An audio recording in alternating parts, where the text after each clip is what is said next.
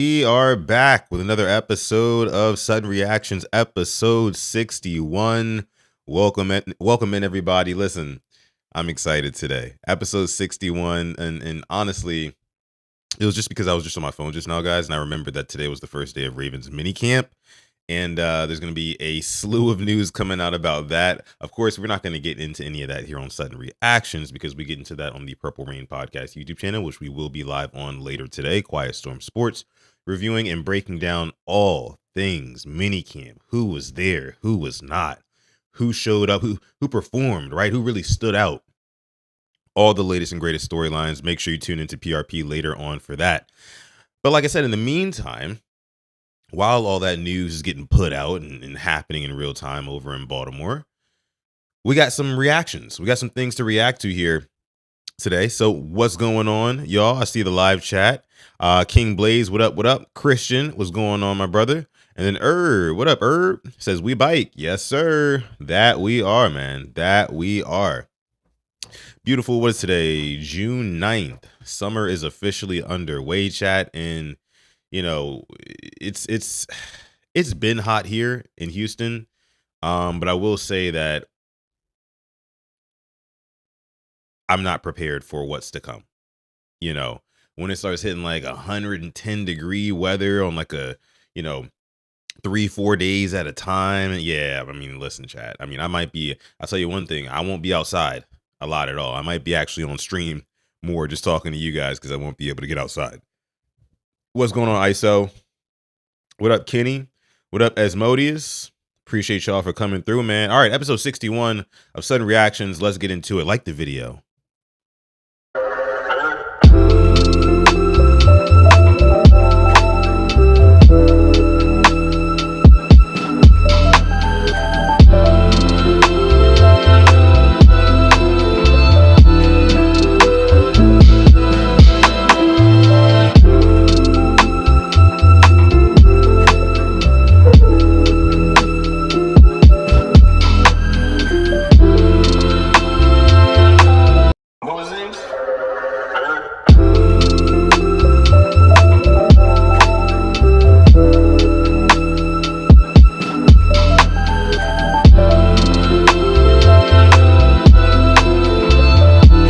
Yes, sir. Like I said, we are back with another episode of Sudden Reactions, episode 61.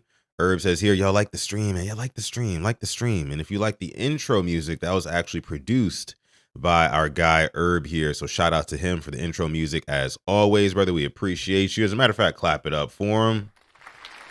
Yes, sir. I'm always jamming to that.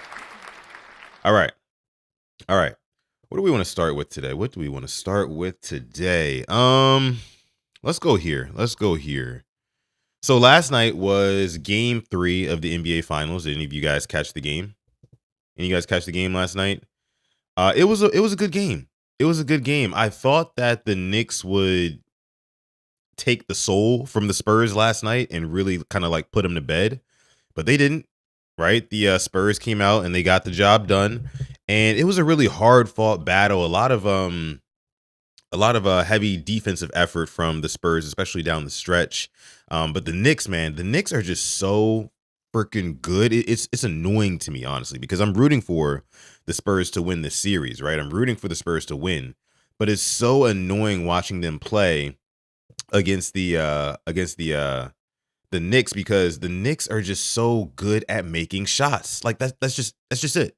They're just so good at, number one, decision making, moving the ball, getting open and easy looks, and knocking them down. And then when they actually need a bucket and they can't just get an easy look or manufacture one, they just give it to Jalen Brunson, and he gets a bucket. Right? So I was surprised that the Spurs were able to combat that last night. Wemby had like 32. Let me actually pull this up on screen here. Let's see if I can share this with you guys. They had like 5 players in double figures, chat. It was crazy. You guys can see it here. Wemby had 32 points, 8 rebounds, and 6 assists last night. Stephon Castle had himself a game. I mean, I'm just talking like tough bucket after tough bucket after tough bucket. And that's what concerns me a little bit about this series for the Spurs. Like, their shots that they're getting are nowhere near as easy as the shots that the Knicks are getting.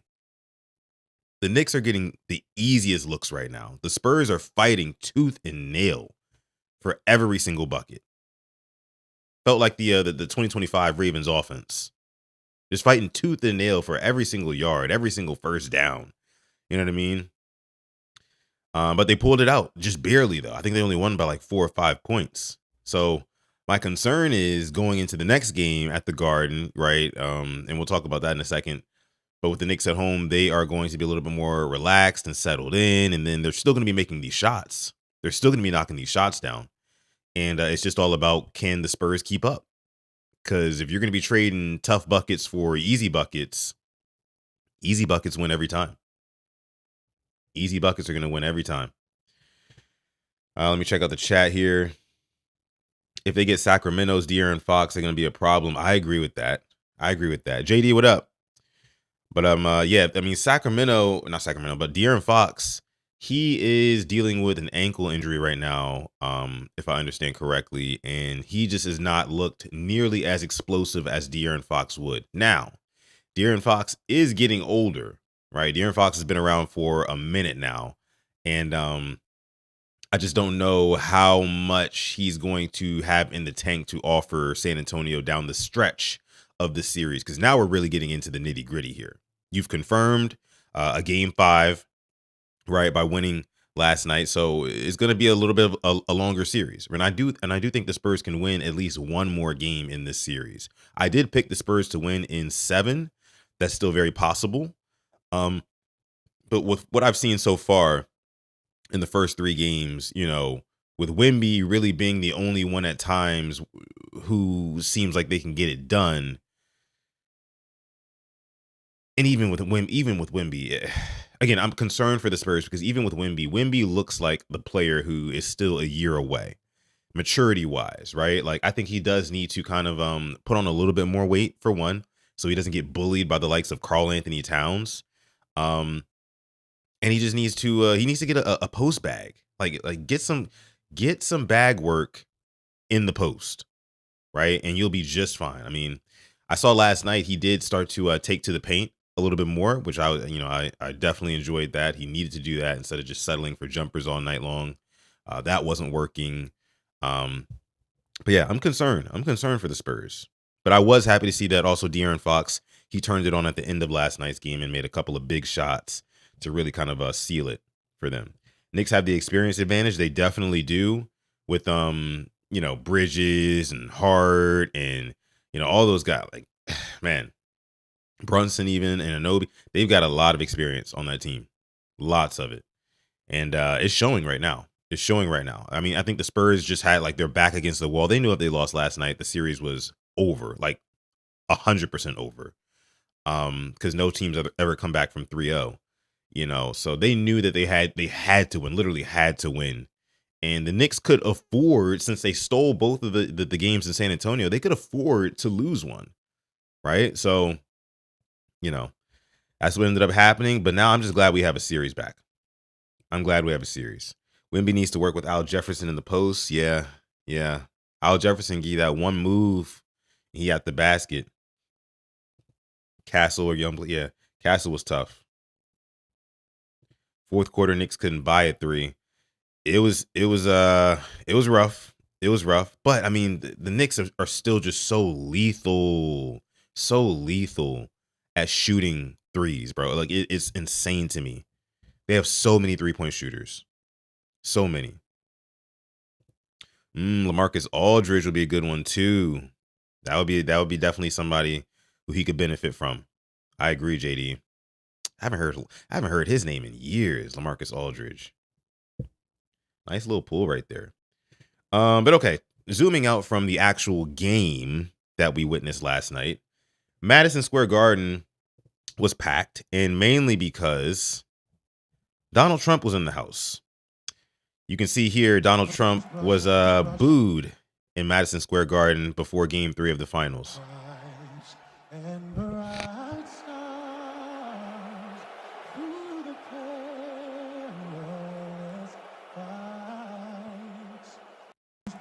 Yeah, so Old DT there got the booing, the tomato cans thrown at him by New York. And apparently, I didn't know this until after the fact, but apparently, um, the broadcast, the ABC, they like altered the audio here so the boos didn't sound as bad on TV as they actually did in the stadium. That's what I heard. I don't know whether or not that's true. I think somebody posted like some cell phone footage where the boos sounded a little bit deeper, if you know what I mean. But I'm not sure. But I mean, of course, like, I mean, the man's approval ratings, Donald Trump, that is, are lower than ever. You know, nobody's really rocking with Trump right now. So, you know, he definitely got the tomato cans, and the boo birds came out for him. Furthermore, because that's not the end of it, Trump's shenanigans here at Game 3 of the NBA Finals. You can see here, but he also fell asleep. Where did I have that video at? Where's my sleeping video? Oh, here it is.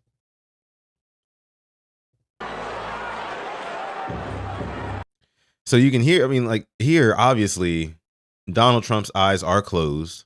The game is going on. They're chanting for defense. And he's asleep. Right?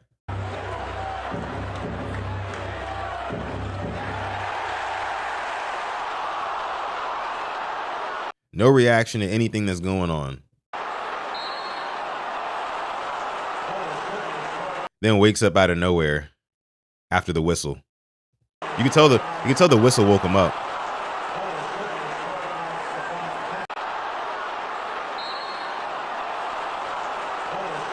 That whistle woke him up. That's crazy though, because you know a lot of people made a big funk about the fact that Donald Trump showing up really inconvenienced the entire city of Manhattan, and you know nobody could really, like, the security was just on lock everywhere. You had to like check in through like TSA level screens way before even getting to the stadium if you had a ticket to the game. Like, it was a mess. It was a mess. And for him to be in there and fall asleep on the game after, like, you know, basically causing all of that chaos at the Garden, I don't know, it gives dictatorship a little bit to me. Gives dictatorship a little bit to me. JD says he effed up the vibes and it priced the average fan out. Yeah, bro. I mean, I think the average ticket was like, what, $8 grand? $8 grand. And I get it, it's New York. So like everything in New York is like way more expensive. But like $8,000 of discretionary income that you have to buy a ticket to the NBA Finals. And you're not going to go alone, right? So $16K for you and somebody else to go to the NBA Finals Game 3. Insane. Insane. And those are like, I heard those are tickets like on the low end too. On the low end. $1 million for floor seats. What are we doing here? What are we doing here? Can you imagine if the Knicks were to lose this series? Imagine being a Knicks fan and you bought tickets to that game, but you're not like a super wealthy, like, you got money, but you're not like wealthy to the point where you have like FU money. You're like actually spending your hard-earned dollars on getting to these Knicks games because you really, really want to see the Knicks. I mean, they haven't won a finals in 53 years. You really want to see. So you saved up, and here you are. And imagine they lose. That would be insane. That would be insane.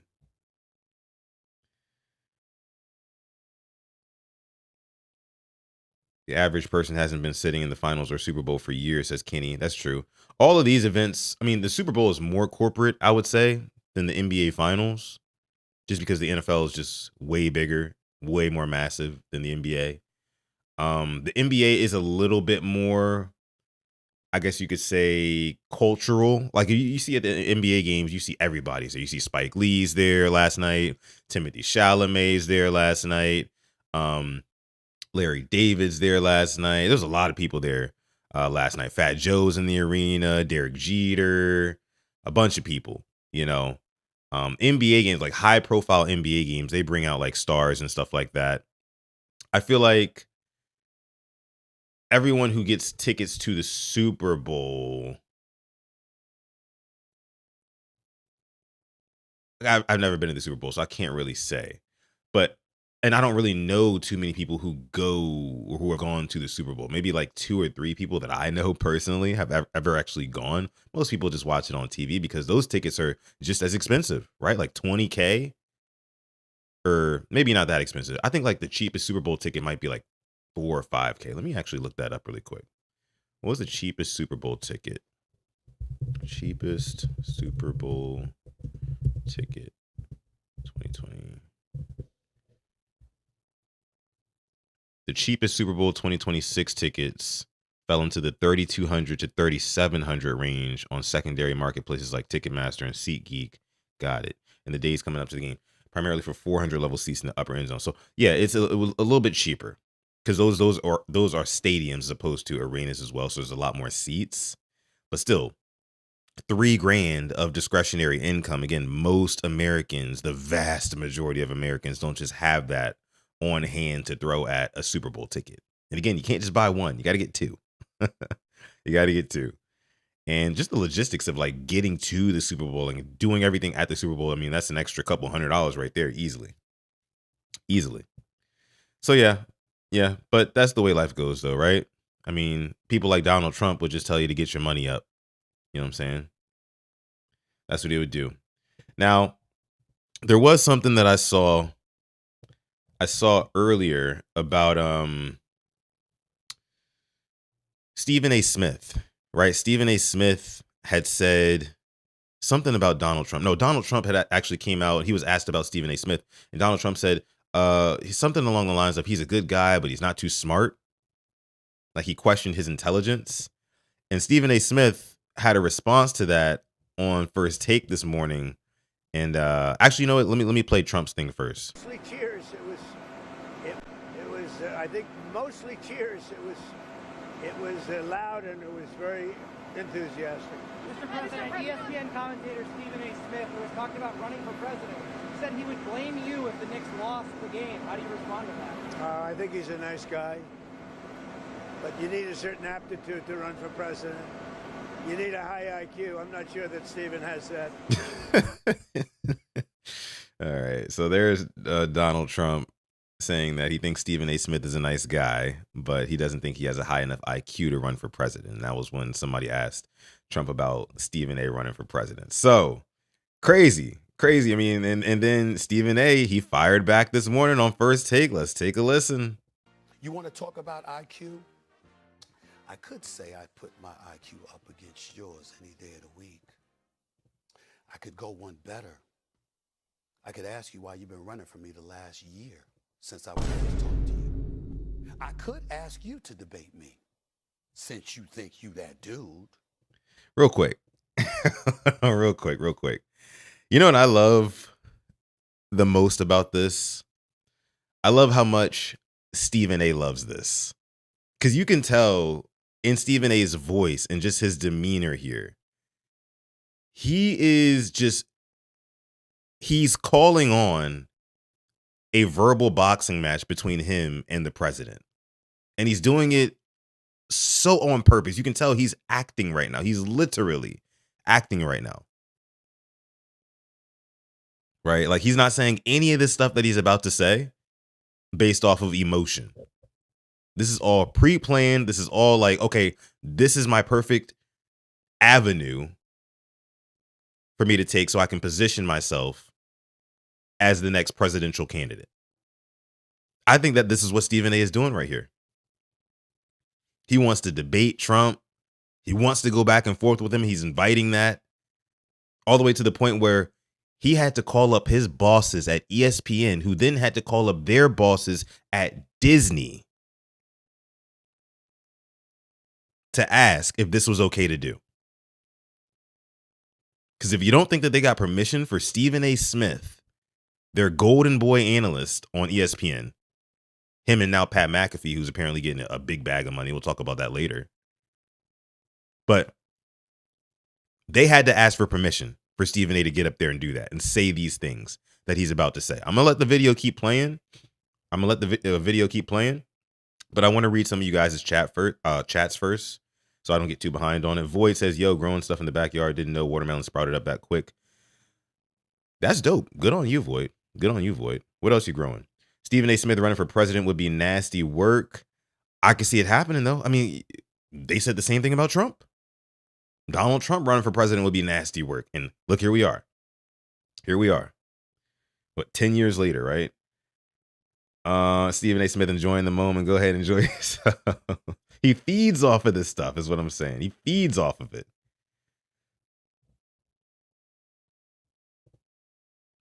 I mean, let me see. I mean, Trump did a hair versus hair match against Vince McMahon. Yeah, I mean, Trump was literally in the WWE. What are we talking about?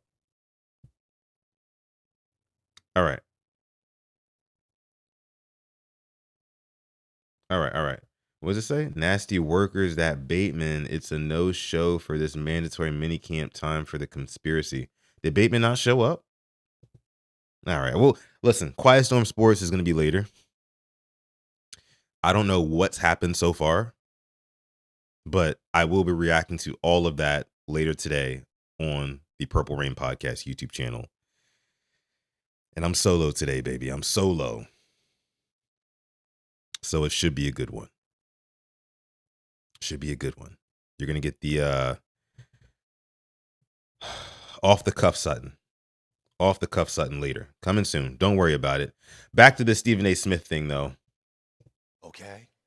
We can go a myriad of ways with all of this, but I'm not going to let you off the hook because none of that is important. I do appreciate the fact that you called me a nice guy because, don't tell anybody, but I actually am a very nice guy. Oh, he's performing. And then after that, I got to show my other side. And my other side came out last night when I recognized that businesses that are accustomed to being patronized were compromised by you because you showed up. The crowd that surrounded the Madison Square Garden and its surrounding areas, you compromised. I thought you were about the economy. I thought you were about helping New Yorkers because you love New York. I thought you were about making money for people. What happened to the parking garages? How much money did they make? What happened to the local restaurants in the immediate vicinity of Madison Square Garden? How much money did they make? We know you've made a lot of money. So he's saying that, hey, look, I thought you wanted to help out the economy since basically they had everything in New York shut down, at least near the arena because they knew Trump was going to be there. So like bars couldn't operate and, you know, that hurts them because it's one of the biggest nights, most profitable nights of the year of the past, 5+ decades. You know, the Knicks are in the finals. Everybody wants to be out at a bar watching it. So those business owners that were in the surrounding areas, they got screwed really bad. We know you keep making money. But have the New York Knicks benefited? The answer to that would happen to be no. This is a sports show. So I won't go any further than that other than to say Brunson played better when you weren't there. Mikal Bridges played better when you weren't there, Josh. Karl Anthony Towns played better when you weren't there. Landry Shamet played better when you weren't there. The crowd was festive. Maybe they need to go back to Texas. More intimidating when you weren't there. Businesses were thriving before you showed up. Parking garages were being fed before you showed up. There was noise reverberating off the walls of Madison Square Garden before you showed up. And this is what you've done. I thought you were a New Yorker, Mr. President. I thought you cared. I thought it mattered to you. Gotham City, the New York Knicks, the erasing of a 53-year drought. I thought that mattered to you. Guess not. It didn't. And you know how we know? Because you're actually talking about coming back for Game 4. Why would you do that when you couldn't stay awake? It's clear you need your rest. Isn't it? The New York Knicks need it too. All right. So enough from Stephen A. there.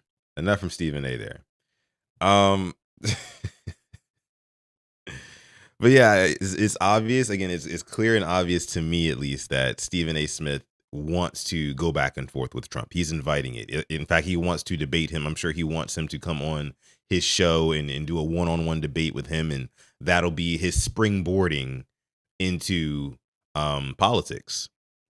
Because think about it, it'd be the perfect way for Stephen A. Smith to actually be legitimized as a viable candidate for more than likely the Democratic Party. Think about it. Stephen A. Smith interviews Donald Trump.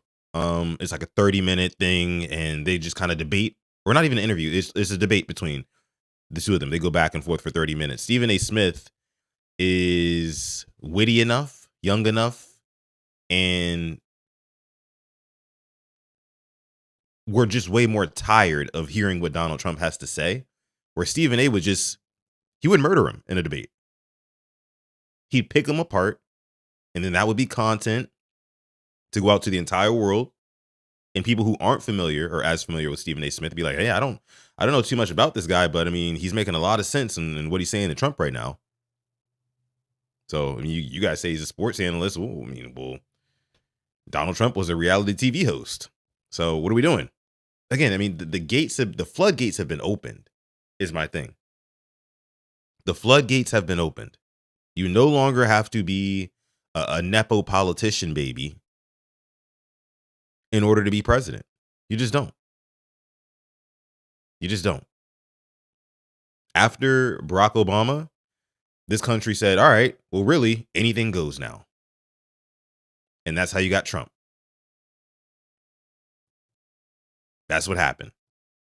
So I don't put anything past anything when it comes to this U.S. government and the office of presidency. I think that Stephen A. Smith could very well choose to run in 2028, in 2 years. Just saying.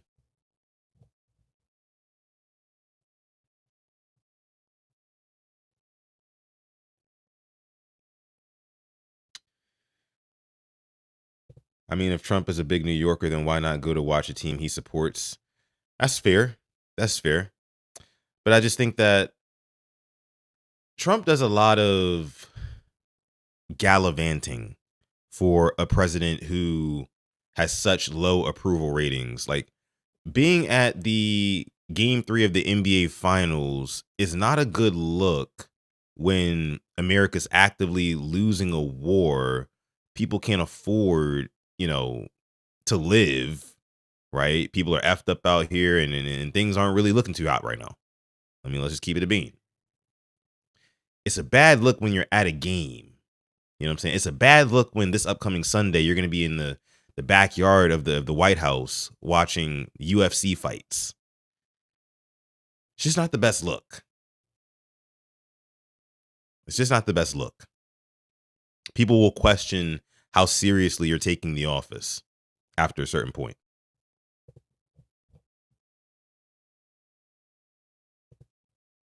Kanye gonna throw his hat in? Yeah, for sure. For sure.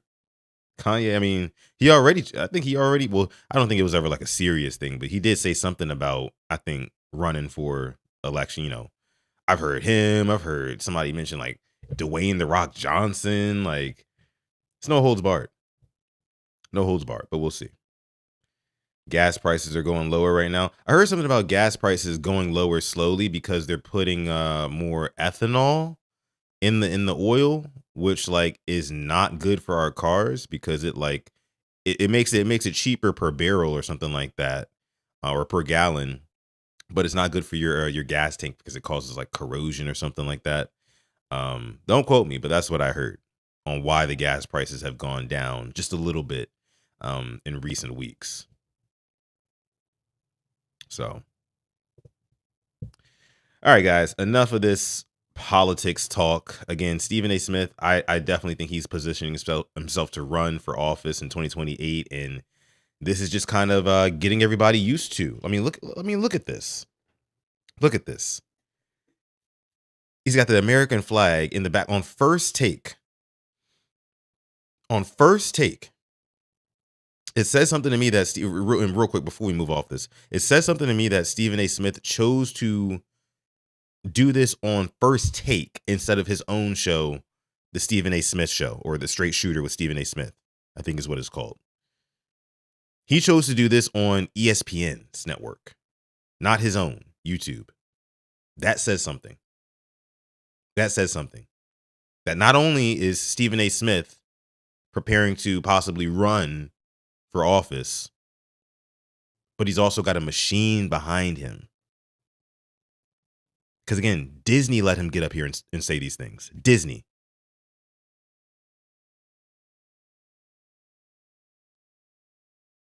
So,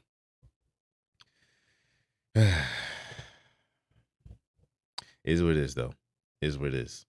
All right, let's move on here, guys, as we are already 30 minutes into this episode. Whoa, okay. I still got to hit the gym and everything later. Let's move along. Let's move along. Let's move along. Here we go. You guys know what time it is. It's time for some liminal horror. Let's go. Liminal horror. You already know what time it is. Let's do it. Let's do it. Let's do it. Real quick before we hop into this, I went to go see the Backrooms movie this past weekend, and it reminded me a lot of our liminal horror games that we play here on Sudden Reactions. I'll say that. In terms of how good the movie, how good I thought the movie was, it was entertaining for about 70% of it. And then the last 30%, once you kind of realize that, okay, you're going to leave this movie with more questions than answers, that's when it kind of got a little bit detached from the movie. And I low-key started to doze off towards the end, I'm not going to lie. But a lot of it was just so like weird. And again, they weren't explaining a bunch and things were just happening. And like, it was very visually pleasing, right? It was well shot. Lighting was great. The color grade was awesome. But I think it was just the pacing of the movie. And then again, not keeping the viewer locked in with actual answers. That was what I thought. Very deep messaging in what? Vince Staples' Blackberry Marmalade? What is that, a music video? Ismodius says, I watched Obsession, not a bad movie. Yeah, I saw that one a couple of weeks ago. If I had to choose which one I'd rather watch again, that's a good question, because Backrooms was so trippy. It's like you want to watch it again just for the visuals and how trippy it is. But Obsession was the type of movie you want to go back and watch because you might have missed some things that like really open your eyes to what was really happening in the story. So I'd probably say Obsession. Obsession was good. It was good. Not great to me, but it was good. Music video. I'll check that out. I'll check that out for sure. Okay. All right, liminal horror. You guys know what time it is. We got to pick a door. Let's get it. First challenge. Here we go. Pick a door. The door you choose decides for the next 48 hours. Where are we going, chat? Red or blue? Red or blue? Drop your answers in the chat now. I'm going to start it off. I'm going to go with the blue door. Give me the blue door. Give me the blue door on this one. Let's start off strong here. We'll see if we can start off strong.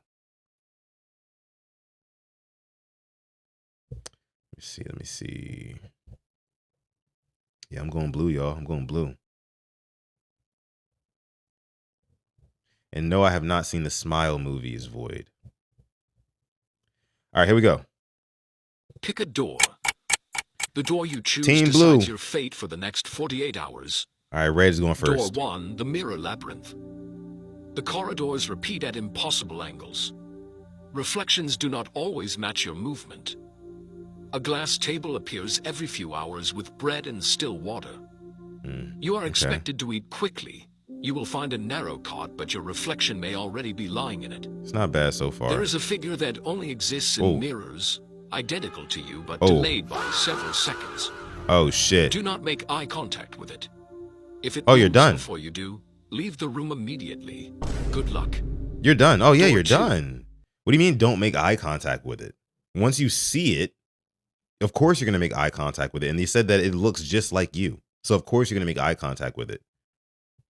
That's 0-1 for. I don't know what's behind this blue door right now, but it ain't looking good for the red door people. 2. The quiet summer field. See, we looking Warm good. grass stretches to the horizon under a stable sky. The air smells like late afternoon. Fresh fruit and cool lemonade. Oh, yes, sir. rest in a wooden basket nearby. Yes, sir. A soft blanket is always dry and ready for sleep. There Team are Blue, no where we at? distortions or irregularities in this place. There are no entities here. Congratulations, you're safe. Yes, sir. That's a W. 1-0 on the day for your boy. 1-0. Green Giant. You already know, man. You already know. I still got to watch Thunderbolts, Glaucoma. I do. I really do. I'm trying to find some time this week where I can sit down and watch it. And I'm definitely watching Toy Story 5, JD13. Definitely. 100%. 100%. And I ain't bringing no kids with me. It's just going to be my grown ass in there, me and my lady. All right. Here we go. Next challenge. Number 2. Pick a door. The door you choose will determine your fate. Okay. These things moving fast, ain't they? Okay, red door or blue door here? Red door or blue door? Red door is looking crazy to me. Red door looks crazy. I'm not going to lie. I'm going blue. I'm going blue again. What is the blue door? Oh, that looks like a guitar or like a violin. Yeah, I'm going to take the blue door over the freaking what looks like egg sacs, like human size egg sacs growing around this red door. But then again, I don't know. Sometimes they be hitting you with that reverse psychology, man. I don't know. You just never know with these things. You don't. But I'm going to stick with blue. I'm going to stick with blue. All right. All right. A lot of y'all going with blue. Oh, I also want to go see the Odyssey too. That looks very, very well shot. Christopher Nolan's a genius. All right, here we go. Pick a door. Red door's up first. The door you choose will determine your fate for the next 48 hours. Door 1, the flesh domain. You find yourself The inside flesh a vast domain? organism made of thick layers of muscle and tissue. The corridors glisten with moisture and the walls contract rhythmically, causing the entire structure to pulsate around you. Are you guys here? Wait, hold on. Let me spin that back. You are inside a living organism that is breathing. I know y'all can hear the freaking heartbeat. Door 1, the flesh domain. You find yourself inside a vast living organism made of thick layers of muscle and tissue. The corridors glisten with moisture and the walls contract rhythmically, causing the entire structure to pulsate around. What is it, like a whale? Warm, Oh, nutrient-rich shit. fluid drips from the ceiling that is safe to drink, while soft Hell fleshy nah. growths provide enough food to survive. A distant Hell sound of a nah. heartbeat continues without interruption. If the heartbeat becomes faster than your own, the entity is near. It is a creature see? with dozens of pale finger-like aortae growing from its body that moves by pulling itself through the tissue. Do not allow Overweight. it to hear your footsteps. If it chases you, hide in the membrane holes. Overweight. You are not safe here. Damn. All right, blue door. Talk to me nice, blue door. Door 2, the rhythmic theater. The theater is constructed entirely from musical instruments joined together into walls, balconies, and stairways. Giant violins form the arches above the stage, while gotta polished make sure there's no piano keys create entities. long walkways through the building.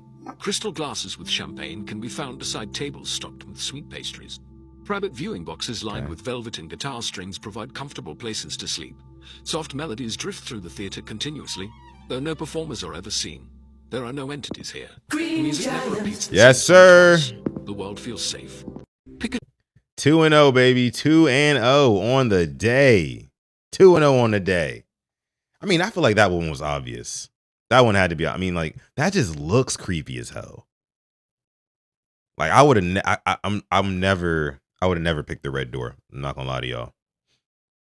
I don't understand those who did. 2-0, 2-0, 2-0. A couple of us 2-0 here in the chat. King Lee 2-0.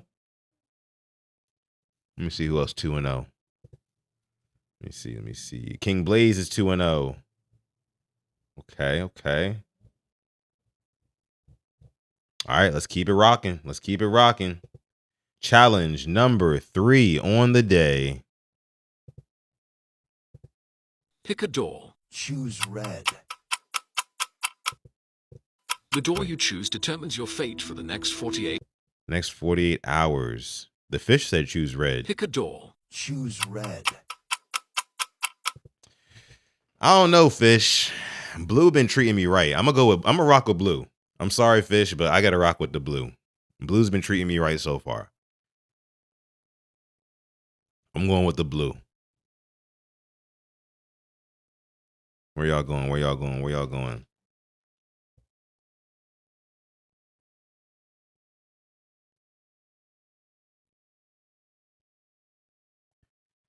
Yeah, I see a lot of y'all going blue. Some of y'all going red, though.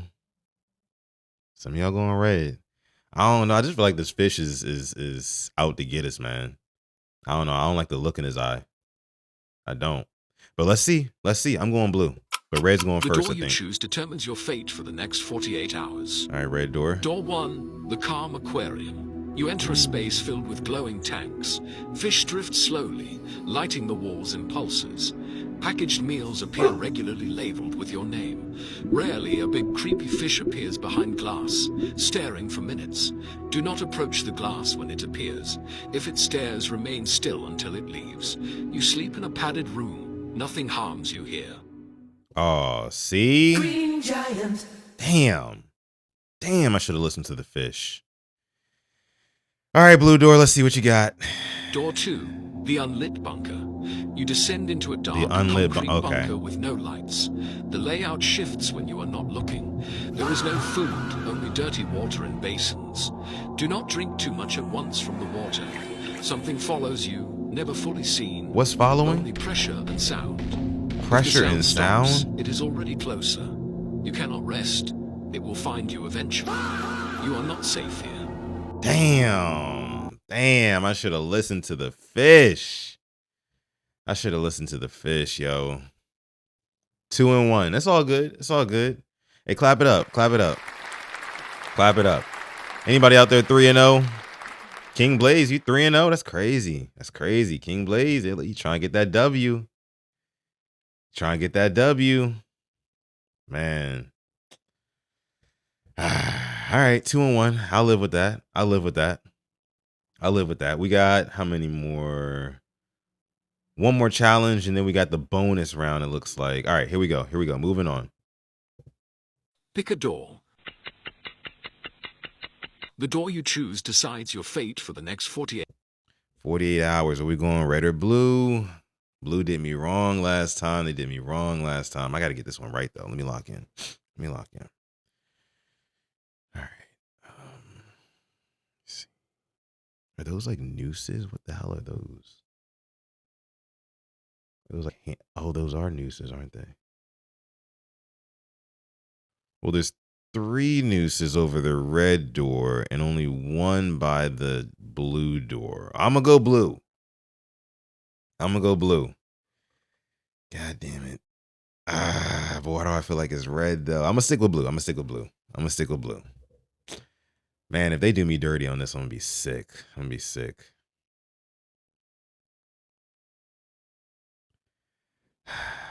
You're right. I didn't listen to the fish. I should have. Void. But I'm going blue on this one. Let's get it. 48 hours. Door 1, the Golden Orchard. Endless rows of glowing see? trees stretch into the distance. Damn. Perfectly aligned beneath a soft amber sky. The fruit emits a steady, warm light that pools across the ground. Clear water flows between the rows, Let me get an sometimes entity shallow, somewhere. sometimes forming glowing streams you can drink from. You feel no hunger or thirst here. At night, the ground radiates gentle warmth. You feel and no fall hunger asleep or instantly thirst? without dreams. There are no entities present. Do not eat the fruit. Congratulations, you're safe. Wow. Door 2, the flooded corridor. A narrow hallway extends Wow. Okay. in both directions, filled with still black water up to your knees. The ceiling lights hum but flicker without pattern. Canned food floats past occasionally, and the water tastes metallic but drinkable. You must rest standing against the wall. You gotta A long-legged rest creature standing. exists here and appears to follow Bruh. your position through the water. Oh, Do not stand fuck still no. for more than 5 seconds. If the water becomes warm, it is directly behind you. Good luck. Pick a door. Oh, no. Man, oh, man. 2 back-to-back losses, dog. This ain't it. I'm not used to this. I'm not used to back-to-back losses.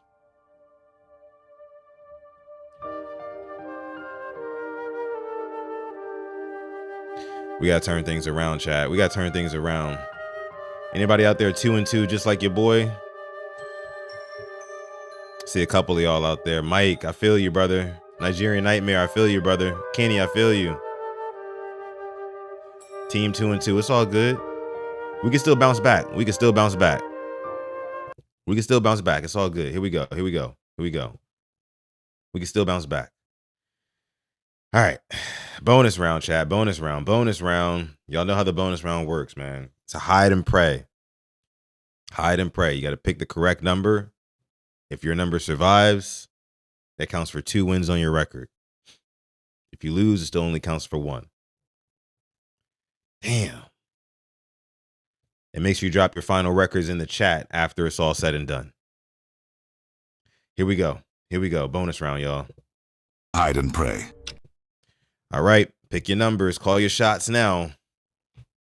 We got 10 numbers on the board. Pick the correct number that survives, and you get 2 wins on your record. I think I'm going to go with, what do I want to go with today? I think I like 4. I like 4. I think I'm going to go 4. Yeah, I think I'm going to go 4.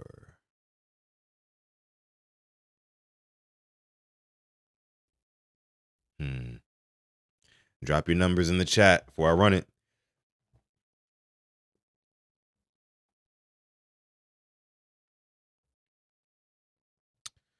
All right, all right, all right. See some 7s in there.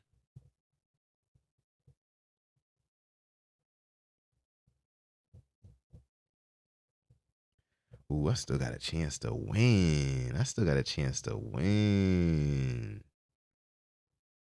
They said the bathroom stank. He ain't going in there. Y'all funny, man. Y'all funny. All right. All right. Here we go. Here we go. Here we go. I'm going number 4. If I win this and a couple people get it wrong, your boy might get a W today. But here we go. Let's run it. Drop your records in the chat after. Come on, stay away from 4. Oh, come on. For real? Huh? Bro. The first off rip? Off rip, though. Nah, hold on, chat. Look. I know that did not just happen. What? Okay. All right. You know what? I'm going to let y'all rock. Off rip is nuts. 2 and 3 on the day.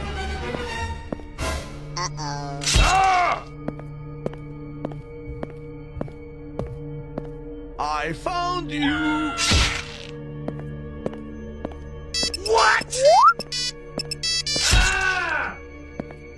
Damn. 7 still in there. Oh, the bathroom does have a smell coming from it. I didn't even realize that. Dang. 3, 7, and 5 are the winners. Oh, man. I should have picked 7, bro. I knew I should have went with 7. That made so much sense what Glaucoma said. I didn't even listen. Lesson learned today. Yeah, I got to listen. I got to listen more. That's what I'm taking from today's tape. Dang. Okay, so 4 and 2, 4 and 2.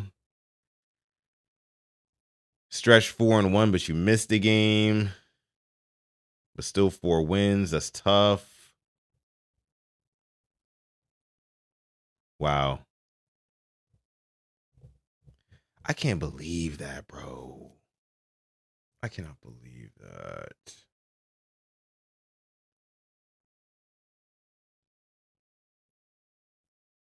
I cannot believe that. All right. Well, King Blaze, Stretch, and Kenny. King Blaze, Stretch, Kenny, and Mike.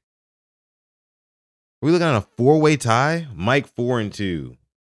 Kenny 4 and 2. Stretch was 4 and 1. Blaze, like, bro, how Bro, like 5 of y'all won. That is crazy. Blaze, you're 5-1? Oh, yeah, that's right, because you were 3-1. That's right. You picked right on the last one. That's tough. Hey, that's right, Blaze. Hey, look, Blaze got a point. Blaze got a point. That's a W for King Blaze, man. That's a W, man. Listen, man, you got to clap it up for him. You got to clap it up because he was just 3-1. He was 3-0, then he lost the last door challenge, and then he got that bonus round right, man. Shout out to you. Shout out to you, dog. Listen, man, big W. Listen, some people out there, they might try to hate because they came close today. They came close to you today. Real close, Blaze. Real close. But if they do try to hate on you, what do we tell them? We do not care. Let's go, Blaze. Shout out to you, today's Liminal Olympics champion. Grabbing the gold, taking home the gold today. Appreciate you for playing, brother. It's not easy to do. Going 5-1 on the day. Not easy to do at all, chat. Not easy to do. Thank y'all for playing. Thank y'all for playing. Until next time. All right, let's see. Let's move on here. Let us test each other's morality for a second. Let's test your morality. After a long day at work, you and your best friend decide to go to the bar to get some drinks. After a couple more drinks, your friend starts to seem a little tense and distracted. You ask them what's wrong and they tell you nothing, but they ask you if you guys can take a cab, they can spend the night at your place. You agree and you call a cab and head back home with your best friend. You finally make it to your place and end up asking your friend again if they're okay. After a couple of moments of silence, they end up telling you something you weren't expecting. They tell you that about a month ago they were driving home late one night drunk and ended up hitting a pedestrian on the road. Hey! They panicked, and since no one was around, they ended up driving home without calling for help. Your best friend turned on the news the next day and found out that the pedestrian that they hit died in the hit and run, and someone else was being arrested. Unfortunately, the person that was arrested is facing the death penalty. Your best friend is feeling an immense amount of guilt since the person that was arrested, their trial starts tomorrow. Your best friend tells you that although they feel terrible that an innocent person is facing the death penalty, your best friend is not going to confess, and then soon after you both head to bed. But you lay awake, unsure of what to do next. Do you keep your best friend's secret, knowing that an innocent person is facing the death penalty, but protecting your friend from the same fate? Or turn your best friend into the police, knowing that they will be facing the death penalty if convicted, but refusing to let an innocent person suffer the consequences of what your friend did?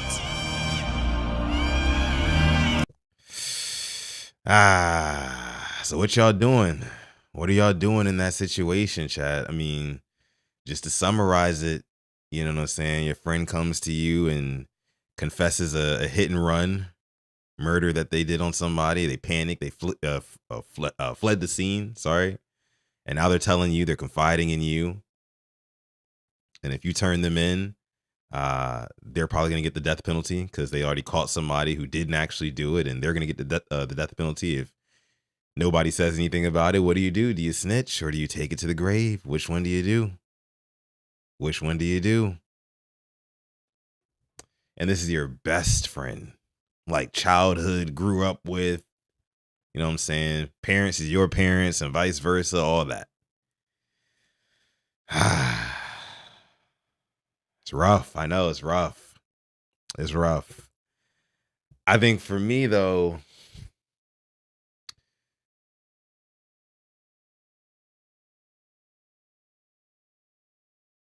you know, it's like I'm glad I saw this video because if I ever get into a situation where I'm hanging out with a friend and they seem like off and like you could tell they're trying to tell me something damning, I'm just gonna be like, nope, you know what? Just don't even tell me, big dog. Just don't even tell me. I'm good. I'm good. Whatever information, just I don't need it. I don't need. You can go tell somebody else. You know, if it's something illegal that you did, if you did something illegal, just don't tell me. Just don't tell me. Especially something that illegal. You know what I mean? Like, but hypothetically speaking, if they were to tell me, I'd have to turn them in. I'd have to. Some of y'all might call it snitching, but look, man, I mean, morally, I wouldn't be able to live with myself knowing that somebody else was going to literally, because that's the thing. I mean, at that point, your friend would have killed two people, right? The person that they ran over with in their car and the person who was getting wrongly accused and facing the death penalty. So no, we can't. No, it has to be like an eye for an eye or something. And it's just like, bro, like at the end of the day, yes, you're my best friend. Cool. But you just shouldn't have exposed that information to me thinking that I was going to take it to the grave, because what happens when you do get found out and they link it back to me and say, oh, you knew, oh, you're an accomplice. Now I'm going down. So nah, I'm all set. I'm all set on that. Let me see what y'all saying. I'll keep it on the hush. I don't know nothing. See, I can't do that though. How does that sit on your conscience? Like knowing that somebody else is going to die. Like somebody did die, right? In this car accident. And then you're going to let somebody else die because you refuse to speak up. And you know what I'm saying? Like, it's just, it's crazy. It's crazy. And that's the thing. Like you wouldn't even, I guess like I know it's a hypothetical situation, but the thing that doesn't make sense to me, low key, is that, you know, who is this person getting wrongly accused? Why are they getting the death penalty? Because the death penalty would be for like actual murder, when this sounds like more like manslaughter. You know what I'm saying? Like you accidentally killed this person in a hit and run. That's manslaughter. That's not murder. Murder has to have intent. You know what I'm saying? So that's the part that doesn't make sense to me. Like, why would they be facing the death penalty? Maybe you'll get life in prison, or maybe you'll get like 50, 60 years, something like that. But death penalty does seem a little bit extreme for manslaughter. Yeah, it's gonna be on your conscience. Drunk driving, fleeing the scene, and lying by omission over with. Yeah, but not death penalty though, right? Taken to the grave and going to the altar and asking God for forgiveness. I'm not snitching, but I'll encourage my friend to do the right thing or pray for their soul. Yeah. Don't tell me don't tell me nothing like that, bro. Please, bro. Please don't. Wouldn't that make you guilty by association if they told you and you didn't turn them? Exactly. That's what I'm saying.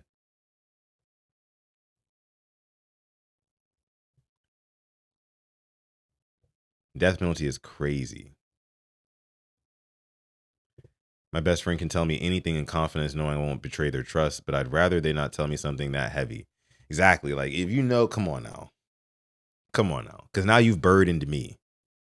Now I feel like I killed someone. Like, how do you even feel comfortable doing that to your best friend? I'm sorry, but if that's something that you want to take to the grave, you have to take it to the grave. You cannot tell other folks that. You just can't. And if it eats away at you that much, maybe you should just turn yourself in. But that's going to be like the conundrum that you're faced with for the rest of your life. Because of what you did, what you chose to do.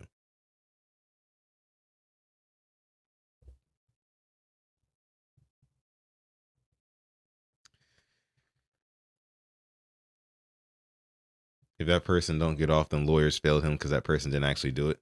That's true too, but you know. Manslaughter, drunk driving, and fleeing the scene knowingly equals a wild sentence. Yeah, like I said, like a wild sentence, yeah, for easily 50, 60 years, I would say. Right? But not death penalty, though. I don't even think they would give you life for that. You know what I mean?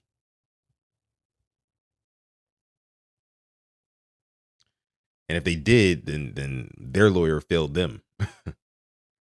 Vehicular homicide aggravated by drinking and failing to render aid in fleeing the scene of an accident. Yeah, the technical terms for it, for sure. But still though. You got a public defender. Yeah, your ass going to jail. For sure. Yeah, just a little morality test there though.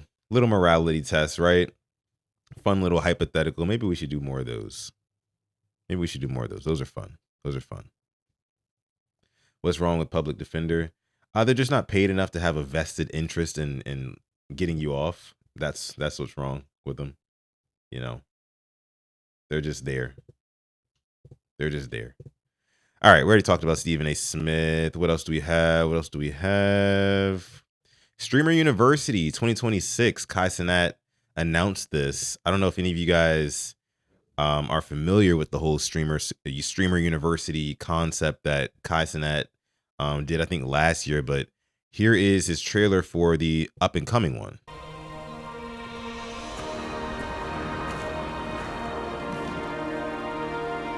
Streamer University. It's good to be back. Hello? Where's everybody at? It's application day. Hold on.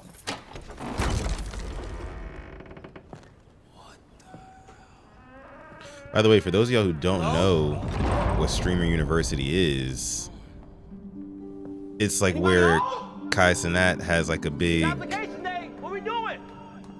festival of streamers gathering together and I guess like networking with each other or streaming with each other to like Are these supposed to be the new uniforms? get viral clips and make a name for themselves and things like that, so they could potentially be the next big streamer. Mind you, Kai Cenat has not streamed himself in over a year because he started a clothing line that I haven't seen or heard anything about. But now he's back advertising his next streaming venture. Chris, what are you doing on there? They're everywhere. Huh? They're everywhere. Who? Why is nobody here? They're taking over. Who? Stop saying that. You're gonna upset them. Who? No. Chris, harder delivery hours here.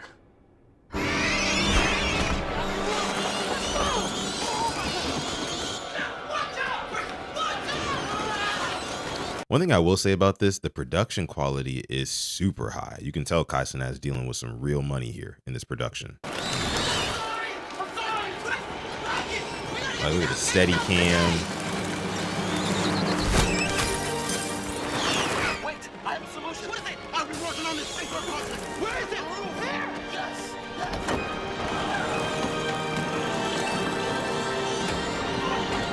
Yes. This feels like a 2000s coming of age type of movie trailer. I don't know. I don't know if it's gonna work. What the fuck is that? Christ, I'm ready to. Are you serious? I don't want my army. I couldn't do it myself. I told you I'm not finished. I'm not finished. John, be careful. Don't worry, I got it. It's dangerous. Don't worry. John, let's go down. Mommy, hurry up.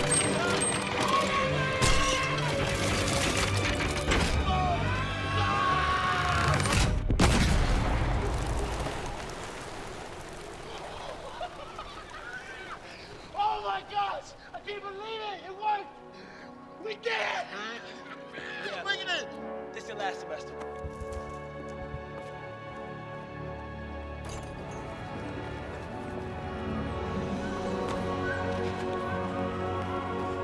So I guess they opened up the application link for Streamer University. So if you are a streamer, you can apply now. And I don't think that it costs any money to do so. I don't think there's like an application fee or anything like that. But I heard something about Kai Cenat wanting to raise $30 million so he can give each streamer like somewhere between $400 to $700 to, I don't know what you're going to do with that money.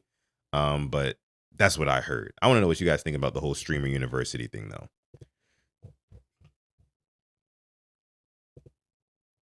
This reminds me of Hogwarts Legacy. Yeah, it does, doesn't it? It does. It does. Most of the people in Streamer University were fairly popular to begin with. And that was the big gripe that I heard about it, last year. Like, they had a bunch of creators and streamers who had already tens of thousands or hundreds of thousands of followers, and they just kind of left out like some of the up and coming streamers. Because I think what a lot of people thought it was or was supposed to be was like literally just like I don't want to necessarily say like a handout for streamers who are just beginning, like literally like haven't even started yet, like barely started. But I feel like the name Streamer University kind of like gave off that illusion, so to say, right? It didn't really give off like, oh, streamer university, come learn how to be a streamer. But instead, we're just going to get all of the streamers who already know how, you know what I'm saying? Because like it was a bunch of people in there who already know how to stream. Who already know, like, I'm thinking they're going to be doing like classes and like, and let me know if I'm wrong in the chat if somebody actually watched it last year. But I'm thinking they're going to be doing like classes and like actually teaching kids how to like, you know, pursue careers in content creation and things like that. I thought that would have been really freaking cool, really, really cool. But it seemed like it was more so just like a clout fest, right? And then, you know, a bunch of the streamers were just kind of linking up together and doing stuff on camera, just streaming on camera, and people got clips out of it, and that grew their brand, and that was really all that came out of it. I don't remember anything really productive coming from the last Streamer University. But as we know, streamers are so big now in content creation land. I guess it only makes sense to do another one because I guess it was profitable. I guess it was very, very profitable. JD says their work classes. So did they do like, so are they actually teaching kids like how to actually like do content creation? Like, I wonder what that looks like. More so a place to boost your platform rather than actually learning. And that's what it looked like to me. That's what it looked like to me. Sudden, I'll vote for me. Oh, I'm not applying to this. I am way too old for Streaming University. They would not mess with your boy. I think he wants to give 400 to each student from what I heard. Yeah, and it's like, okay, but like depending on who you're letting in, I could see like, okay, if you're giving $400 to people who literally are starting from scratch, starting from 0 followers, no equipment, nothing. And yes, $400 is a very generous gift. You can do a lot with that. You can get a nice little streaming setup. Granted, if you already have like a phone or computer or something like that, with $400, you can certainly build around that and get yourself going, get yourself off the ground. But $400, I mean, in the grand scheme of things, it really ain't shit. You know what I mean? Like it really ain't shit. But if there is actual value they provide with like, you know, classes and there's like lesson plans and people are actually learning how to be content creators, and I think that's dope. And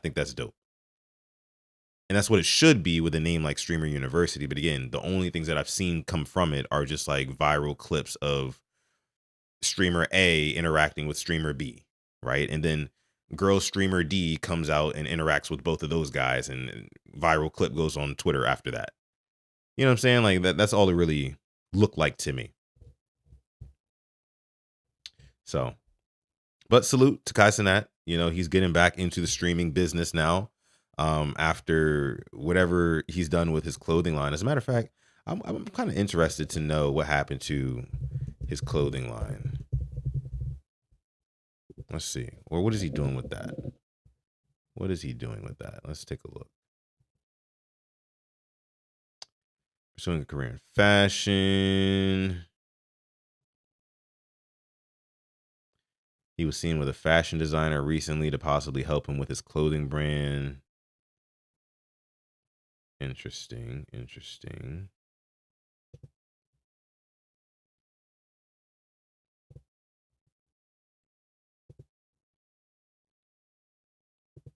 He kind of looks like a young Kevin Hart, low key. So this is where all the gifted subs went. Yeah, I don't know. Kai Cenat's a weird guy, man. He's a weird guy. Like I don't know what his end goal is, but he's doing something here with the Streamer University. So maybe I'll check it out so I can actually see what they've actually got going on. We'll see. Who knows? Anywho, what else you see our boy Stefan Diggs?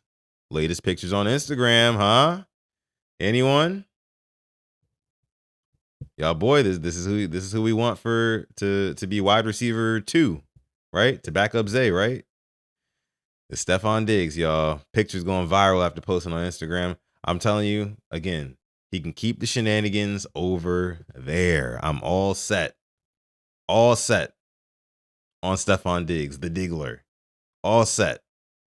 He can keep the shenanigans and his his Goyard purse or whatever that is, his pink Goyard purse, you can keep that over there. I'm all set.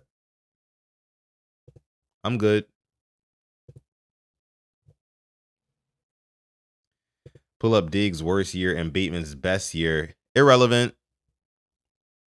Irrelevant. Void. Sorry. Can't let you get that off. Cannot let you get that one off. Bateman's never been utilized as a wide receiver one like Stephon Diggs has in his career. Yeah, but that's I mean, that's y'all boy though, right? That's y'all boy. That's y'all boy. I'm just saying I'm good. I'm cool. All right. I think that was about it I had for today, guys. I do have to run and get ready for later today because we have a big episode of Quiet Storm Sports. We'll be breaking down all things mini camp. Mini camp starts today. Mandatory. I got to start reading the news. Man, because I know there's a lot of stuff that I'm going to have to react to later. And I'm going to have some strong opinions, especially about my boy Bateman, because I heard some things about my boy Bateman while I was on this stream. Haven't confirmed it yet, but I heard some things, so I got to go check that out. And I will report back in a few hours on Quiet Storm Sports. Be sure to check out the Purple Rain Podcast YouTube channel, guys, because again, we will be live on there later today. Tomorrow, we will be having a very special guest on the show. And then Thursday, we're having a special guest on the main pod. So lots of stuff coming out for PRP this week. Make sure you stay tuned and locked in even. Make sure you like this video. Subscribe to this channel if you're new. But again, make sure you keep those notifications on, man. Keep those noties on. Mike says, did you see the Knicks fans jumping the Spurs fans? No, I didn't see that. Let me actually look that up really quick. Knicks fans. Man got beaten like a supervillain who lost his powers after stepping outside in a Spurs jersey in New York City right after the Knicks lost. So let's take a look at this before we get out of here.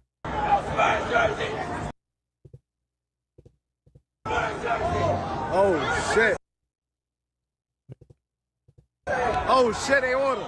Oh, shit. Get on his ass. Fuck the Spurs. Fuck the Tottenham. Fuck me on me. Fuck me on me. Oh, shit. Oh, shit. Ooh. Oh, what are you hopping at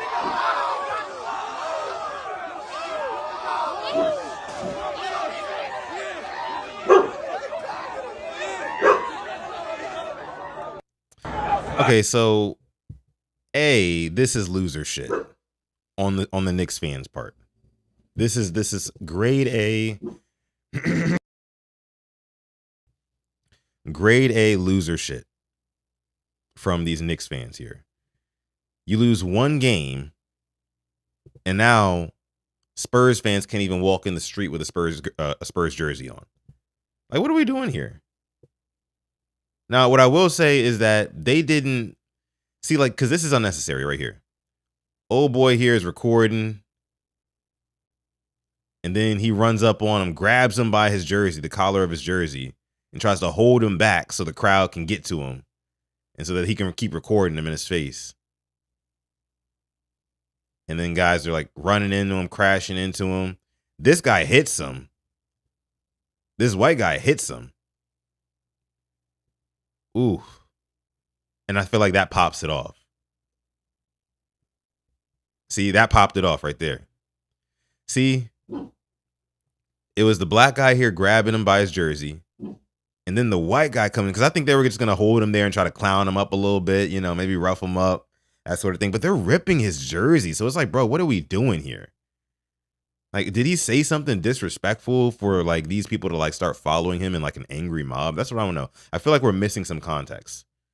Old boy in the Tim Duncan jersey. There's no way that he was just like leaving the game and walking up the street, like going home or whatever. And they started harassing him like this. Because if that were to be the case, then all these Knicks fans here are loser ass fans. The guy who grabs him, again, because then you have the white dude who hits him, and then that's when the Spurs fan starts hitting back. And then it's just kind of all hell breaks loose from there. And it's like, all right, Spurs versus Knicks. Game 4 started early. Now we're fighting.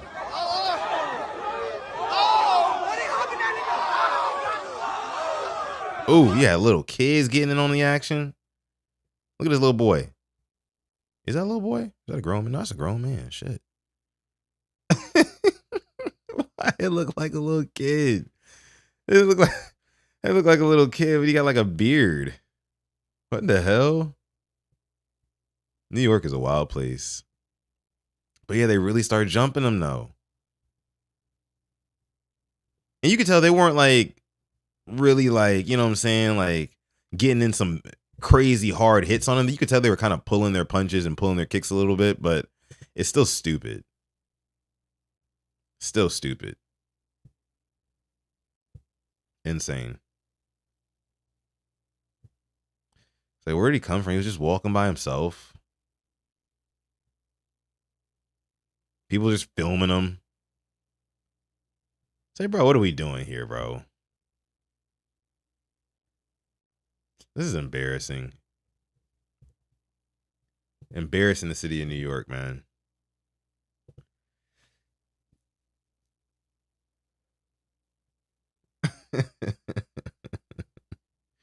He looked like a little boy though. He did.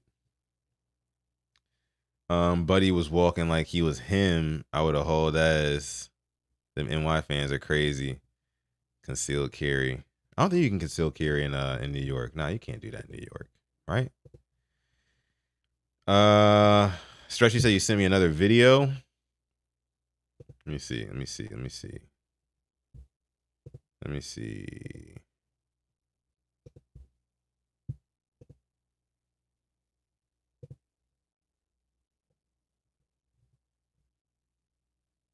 Oh shit. Hold on, let me rewind this.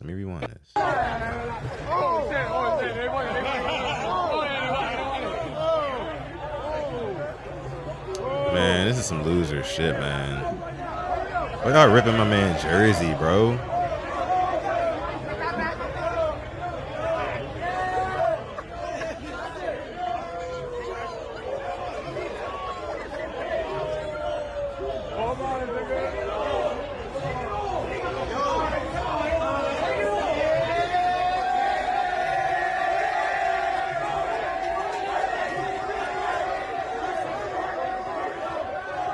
Is that serious, bro? Y'all see this dude? Like they have to rip the jersey. They take it off of him. They won't even let him keep it. Light skinned dude here is like, yo, let go, bro. We taking this.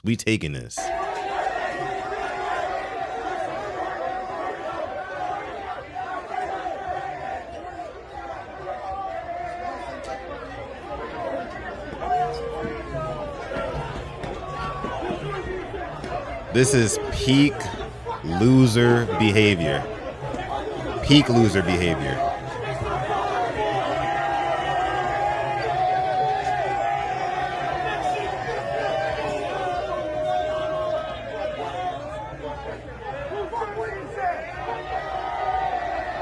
I'm surprised they haven't burned it yet. I'm surprised that nobody said, hey, who got a lighter? It's crazy. It's a deadly threat to someone's life that's not flying in Texas. Yeah, I was just thinking, like, they would never do anything. This would never go down in Texas. Absolutely not. Terrible behavior. This is why I hate being in NYC and Philly. Meanwhile, I wear a Ravens jersey in Pittsburgh and I get shit talking, but come out fine. Yeah, that's always the most fun. Like when it never has to get physical. It is never that serious, bro. I promise you. Like I just want to ask like each and every one of those dudes who were like wilding out like this, like, hey, how many millions are you making from the Knicks? Where do you fit in the cap situation?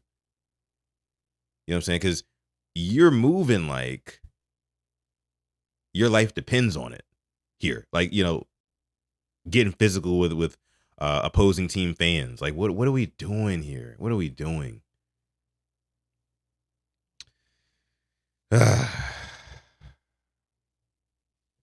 For the love of the game is crazy.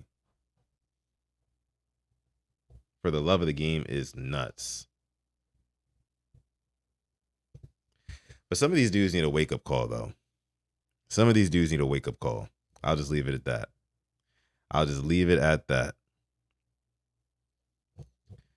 Oh yeah, I remember this. The Ravens fan who punched the Commanders fan. That was mad embarrassing, bro. When did that happen? Didn't that happen like 2020? Which season was that? I think it was honestly like right before a playoff loss. Like, ironically enough, if I remember correctly. I'd have to go back and look, but yeah. Face says what's good, y'all. He's been in the room with me the whole time. He's ready to leave the room now. So I'm gonna go ahead and get out of here, guys. Again, thank y'all for coming through to episode 61 of Sutton Reactions. We'll be live later today for Quiet Storm Sports on PRP. Make sure you turn notifications on, so get that noti when we go live. Okay. Appreciate all y'all for coming through. And yeah, you guys enjoy the rest of your day. If I don't see you on QSS, but I feel like I will see some of you guys on there. So with that being said, I'll see you later.